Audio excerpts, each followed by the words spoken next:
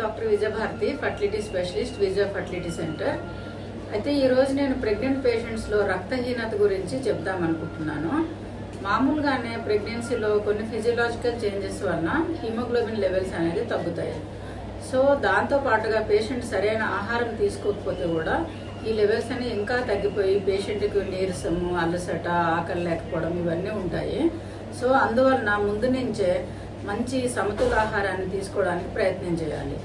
Haemoglobin పెరగడానికి బాగా ఎక్కువగా ఆకుకూరలు, మళ్ళీ ఫ్రూట్స్, డ్రై ఫ్రూట్స్లో ఖర్జూరము, అంజీర్, మళ్ళీ రాగుల జావా, మళ్ళీ నాన్ వెజిటేరియన్ తీసుకునే పేషెంట్స్ అయితే కనుక రెడ్ మీట్ అలాంటివి తీసుకుంటే కూడా బాగా హిమోగ్లోబిన్ అనేది పెరుగుతుంది. దీనివలన మళ్ళీ ఫ్యూచర్లో అంటే ప్రెగ్నెన్సీ పీరియడ్లో ఐరన్ ఇంజెక్షన్స్ కానీ బ్లడ్ ట్రాన్స్ఫ్యూజన్ కానీ అవసరం లేకుండా ఉంటుంది. సో ముందు నుంచే సమతుల ఆహారం తీసుకోవడానికి ప్రయత్నం చేయాలి. Thank you.